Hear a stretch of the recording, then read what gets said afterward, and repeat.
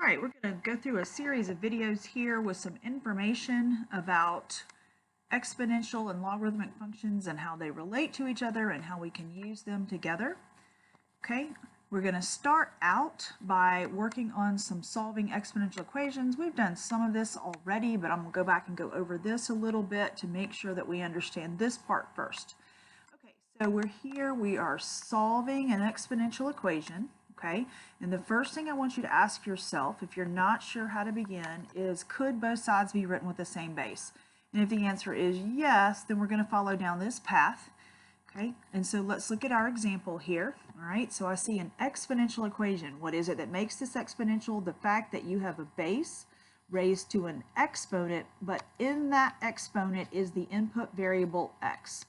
All right, so we're going to go through our flow chart here. Could both sides be written with the same base? Well, one side has a base of 2, the other one side has a base of 8. Both of those could be renamed with a base of 2. All right, so we're going to say this side already has that base of 2, so we're going to leave it as 2.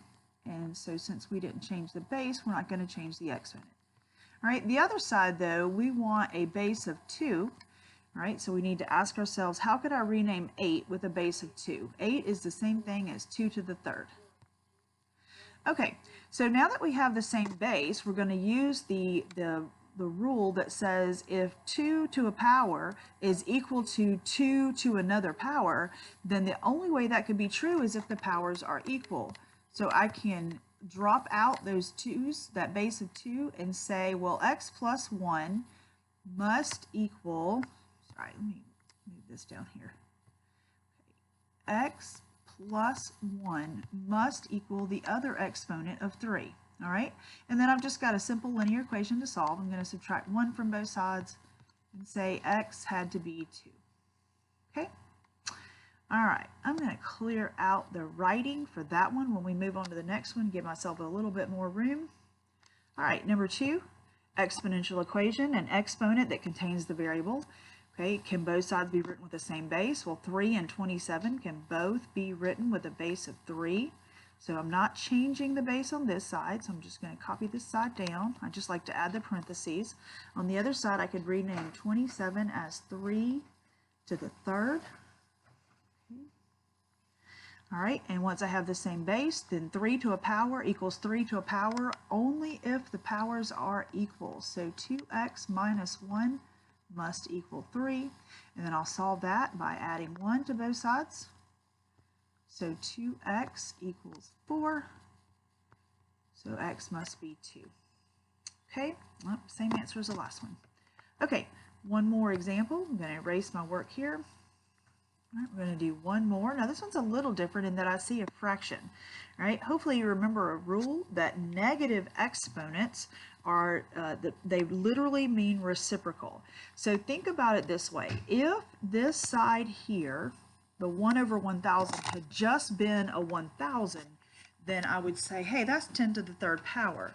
But because it's the reciprocal 1 over 1,000, that's only because instead of 10 to the positive 3, which would be 1,000, it would have to be 10 to the negative 3 in order to be 1 over 1,000.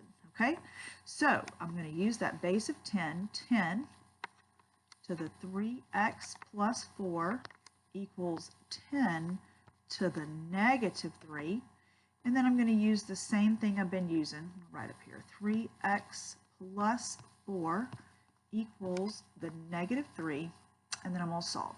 Subtract 4 from both sides. Okay, 3x equals negative 7, so x equals negative 7 thirds. Sorry, that got a little messy there, but that should be okay. All right, so let's move on to our next slide, okay? We're going to have some little different things going on here. All right, let's go back to our graphic organizer for just a minute. Could both sides be written with the same base? Well, in the first 3 examples, one side had the base that I was going to write it as, okay? In this first example, okay, I used a base of 2 and that was one side. This one, I used a base of 3 and that was here. This one I used a base of 10 and that was here, right? In this case, they're not necessarily going to use one of the bases that's already written, but as long as they have some base that I can write them both as, I should be okay. All right, so let's look at example 4. 25 to the 3x equals 125. Okay, you're going to have to know your powers here. Is there some base that 25 and 125 can both be written as? Well, I know 25 is 3 squared, okay? And so hopefully there's something that I can write 125 as. So if I go through my memory banks, I say, okay, wait a minute, I think I know that 125 is the same thing as 5 to the third. Now, a little something different is going to happen here, okay? Sorry. Okay, so I'm going to write 25 as 5 squared to the 3x. And then I'm going to, sorry about that. Let me try again. All right, I'm going to rewrite both sides with a base of 5. All right, 25 is 5 squared raised to the 3x, and 125 is 5 to the third. Now we have to remember an exponent property here. I have 5 raised to the second raised to the 3x. So just as a reminder, if I have a base b raised to an m, and that is raised to another power, anytime you're raising a power to a power, you multiply the powers. Okay, so if I apply that same property here, that's supposed to say m times n, sorry. If I use that same property here, I would have 5 to the 6x equals 5 to the third. Now at this point, it's going to be just like the ones we did on the first screen. 5 to the 6x equals 5 to the third. Once I have the same base, they can only be equal if the exponents are equal. And then I can solve, okay, divide both sides by 6, so it would be 3 over 6, which would reduce to 1/2. Okay? All right, let me erase my work so I've got some space. Okay, all right, number 5, 27 to the 7x equals 81 to the 3x plus 9. All right, what can 27 and 81 both be written with? They both are powers of 3. So I'm going to write both of these as 3 to a power. Okay?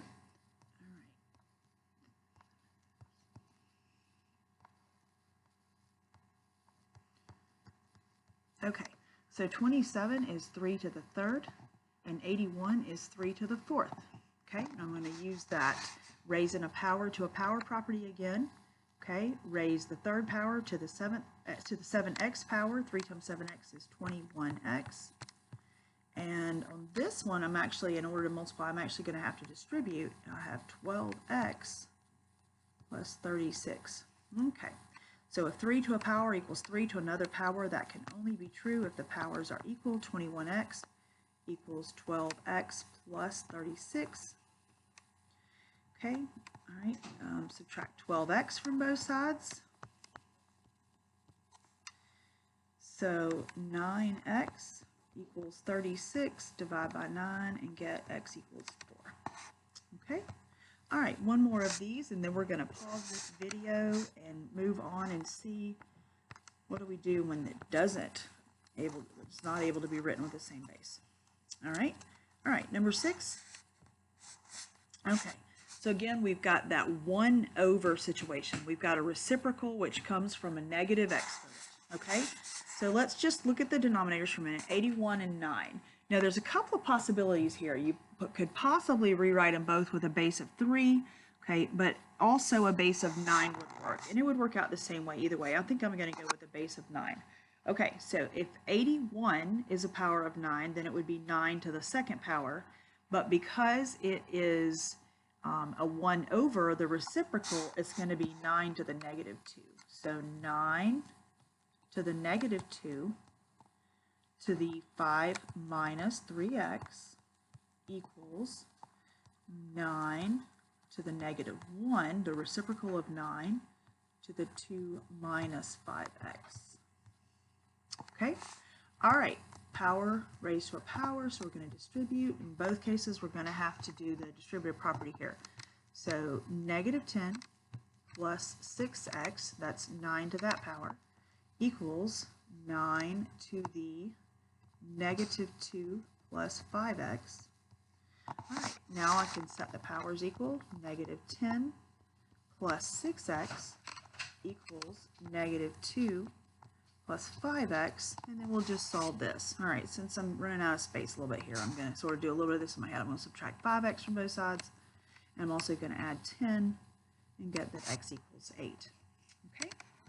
All right, so there's some good examples for that. Now, we have been working in this realm of could both sides be written with the same base? And in every case, the answer was yes, okay? But what if the answer is no? What if it's something like this example here, 10 to the x equals 20, okay? There is no way for you to write both of those with the power of 10 or a power of 20 or a power of 2. There's nothing they have in common.